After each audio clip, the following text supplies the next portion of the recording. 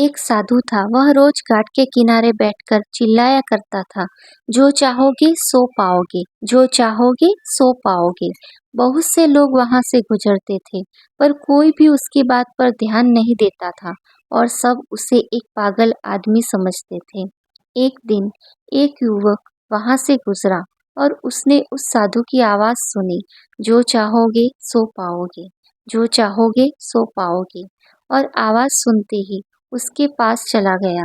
उसने साधु से पूछा, महाराज, आप बोल रहे थे कि जो चाहोगे सो पाओगे, तो क्या आप मुझको वो दे सकते हो जो मैं चाहता हूँ?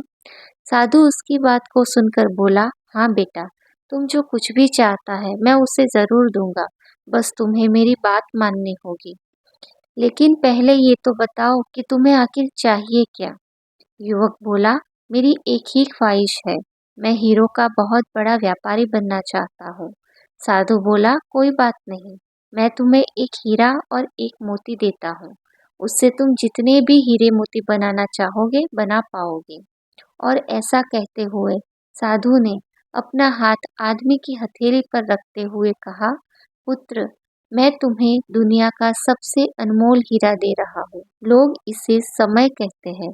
इसे तेजी से अपनी मुट्ठी में पकड़ लो, इसे कभी मत गंवाना। इससे जितने चाहो उतने हीरे बना सकते हो। युवक अभी कुछ सोच ही रहा था कि साधु उसका दूसरी हथेली पकड़ते हुए बोला, पुत्र, इसे पकड़ो, यह दुनिया का सबसे कीमती मोती है। लोग इसे धैर्य कहते हैं। जब कभी समय देने के बावजूद परिणाम ना मिले, तो इस कीमती मोती को धारण कर लेना।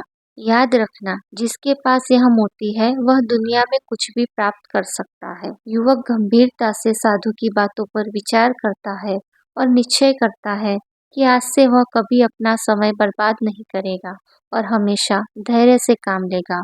और ऐसा सोचकर वह हीरो के एक बहुत बड़े व्यापारी के यहाँ काम शुरू करता है और अपने मेहनत और ईमानदारी के बल पर एक दिन खुद भी हीरो का बहुत बड़ा व्यापारी बनता है। दोस्तों, समय और धैर्य वह दो हीरे मोती है जिनके बल पर हम बड़े से बड़ा लक्ष्य प्राप्त कर सकते हैं। अतः जरूरी है कि हम अपने कीमती समय को बर्बाद ना करें और अपनी मंजिल तक पहुंचने के लिए धैर्य से काम लें।